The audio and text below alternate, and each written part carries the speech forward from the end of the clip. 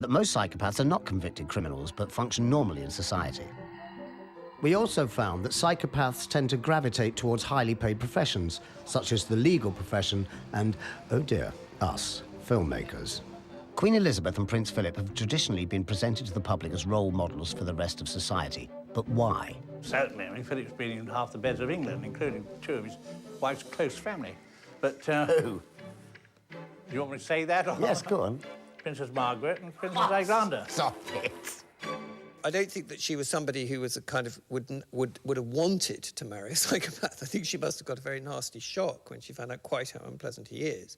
But obviously, being the sort of person she is, she said, well, that's it. You know, I've got to stick with this, and and he's going to shag anything that moves, and I can't do anything about that. That's what they all do anyway, isn't it? Almost everyone has heard rumours about Prince Philip's innumerable extramarital affairs. Yet newspapers have never published full reports, whereas they routinely expose the affairs of pop stars, footballers and other celebrities. Why? Because in Britain, the media dare not challenge the authority of those at the very top. I have a friend of mine who was at a party where he had to observe the disgusting sight of Prince Philip wearing a leather jacket, dancing to a Stones song with his hand halfway up the skirt of some young woman. This is, and that's not an unusual event at all for Prince Philip. He's done that sort of thing many times. This isn't a question of morality. It's a question of media cowardice. The British press usually love nothing more than exposing the peccadilloes of eminent people. All except senior members of the royal family who are mysteriously exempt. Funny, that. You may think that we should have given Prince Philip a right of reply in this film. Well, we did, but he declined our invitation, as did the entire royal family. And they are not the only ones. In fact, if you're wondering why you're not hearing from any members of the British establishment in this film, it's certainly not for want of trying on our part. We asked all of these pillars of the establishment to take part, and they all refused. I wonder why.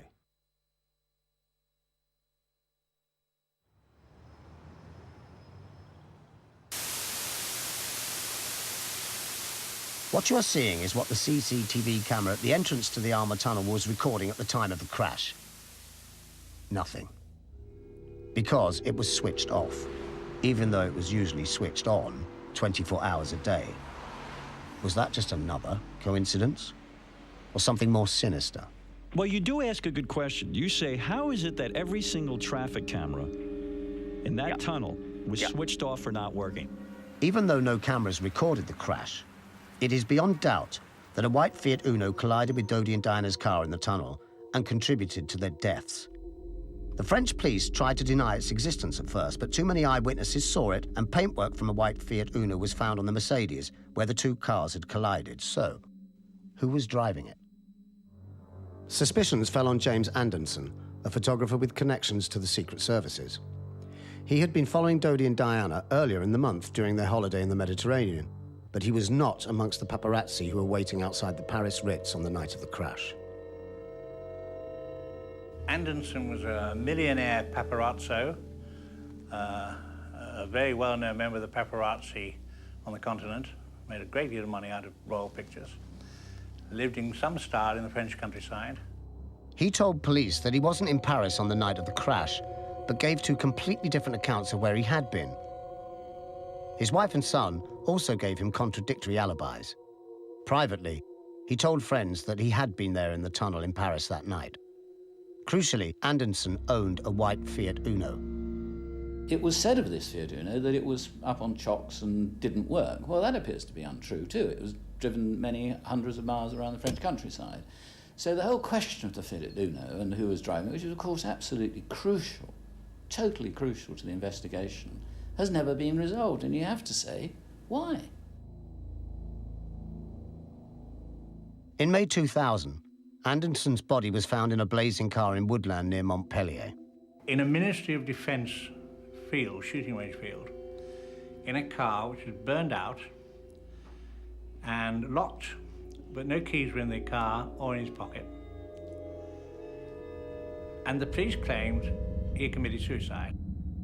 They claimed this, even though the fireman who found him says he saw 2 bullet holes in Anderson's skull. You don't have to be a conspiracy theorist to point out that it's difficult for a man to shoot himself twice in the head and then set fire to his own car before dying. I would like a monarchy that has more contact with its people.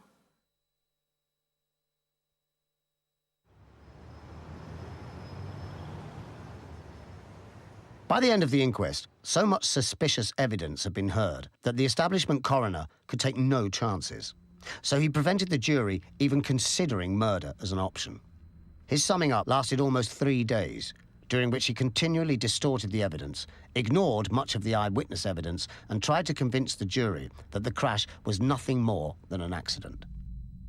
At the start, I told you it was not necessary to solve every subplot in the story. There are certain matters relating to Henri Paul that simply cannot be resolved with any clarity. You've not heard in person from Professor Lecomte, Dr. Pepin and others concerned with the analysis of Henri Paul's samples. In common with most road traffic accidents, this collision did not appear to have a single cause. The relationship between Diana and Dodie had reached the point where it could no longer be tolerated. The conspiracy theory has been minutely examined and shown to be without any substance. Will you please now retire to consider your verdicts? But the one thing the establishment and the royal courts couldn't fix was the jury. 11 ordinary men and women who ignored the coroner's one-sided summing up and instead spent almost a week examining the evidence for themselves. Richard Wiseman, diary entry. It's day 93 and we're still waiting for the verdict. Nobody around me can understand why the jury are taking so long. The hacks all expected a verdict of accidental death to be returned within seconds. Oh, did you see those sandwiches they just took in for the jury? Yeah, I mean, my worry is they look far too good. You know, if they'd given them some curled-up shite, you know, they'd agree by 2, give the verdict by 3 and be home by 4. Fact is, it's becoming painfully obvious that the jury, unlike the press, bothered to listen to the evidence, and they are now analysing it very, very carefully.